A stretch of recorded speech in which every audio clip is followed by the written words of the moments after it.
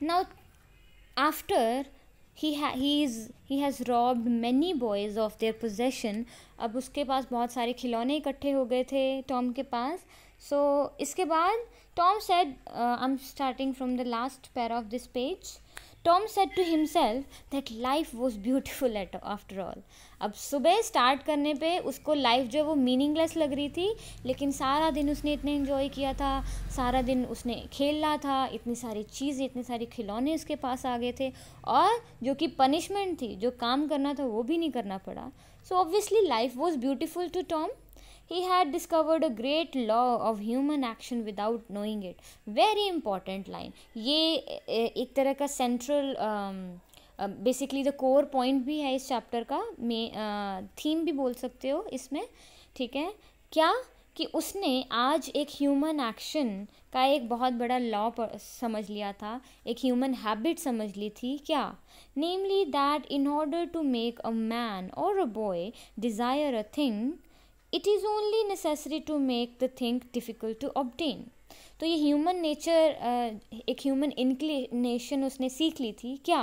कि अगर किसी for example man and boy ही क्यों, किसी भी ह्यूमन को अगर कोई चीज़ डिज़ायर करानी है, कि आप चाहते हो कि वो उस चीज़ के पीछे भागे, तो उसको ऐसा दिखाओ कि ये चीज़ पाना बहुत मुश्किल है, it is difficult to obtain, तो वो भागे चले आएंगे. तो Tom was happy with the possessions that had come into his hands, and then got up and walked home to report to Aunt Polly. तो सारा काम ख़त्म हो गया. So he got up and went to Aunt Polly to tell her that his job was done.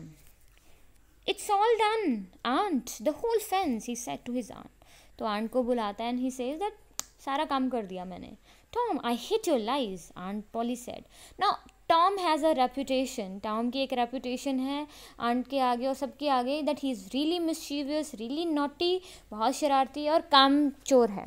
तो aunt को लगा कि ये झूठ ही बोल रहा है हमेशा की तरह, तो कहती है मुझे तुम्हारे झूठ बिल्कुल पसंद नहीं है. And she marched out of the house to see for herself, खुद देखने के लिए फटाफट से बाहर जाती है वो. Oh Tom, she said in surprise when she saw the fence, You can walk when you want to, only you hardly ever want to. Oh Tom, तुमने तो सच में कर दिया. She was really surprised. And she says, तुम बड़े अच्छे से काम कर सकते हो, लेकिन अगर तुम करना चाहो, बट प्रॉब्लम यही है कि तुम कभी कभी ही काम करना चाहते हो. So she was really happy in the end कि उसने बहुत अच्छे से पेंट कर दी थी, वो भी 3 कोट्स में कर दी थी. She took him home and gave him the best apple she had. तो एक और ट्रीट मिली उसको.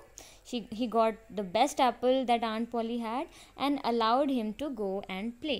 और उसकी जो पनिशमेंट थी वो ख़त्म हो गई, and finally he got chance to play and enjoy himself. So this is the chapter बेटा. I hope you enjoyed this chapter. तो इसमें बहुत सारी चीज़ें हम देखते हैं. एक तो ये जो पूरी स्टोरी है, it revolves around our main character, the hero basically. Who is that? That is Tom Sawyer. ठीक है ना.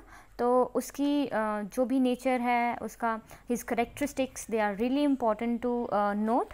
ही is really playful, we know, we see. He is really mischievous, बहुत शरारती है. Is really naughty, and he is hardly working child. He doesn't work, काम नहीं करता है वो, चाहे वो पढ़ाई हो, चाहे वो कोई और हाउस होल्ड हेल्प हो. He is not of that sort. तो ये सारी करेक्टरिस्टिक्स हम उसके कैरेक्टर में लिखेंगे. What else do we see, what else do we learn in this story? We see this story has that innocence of country side.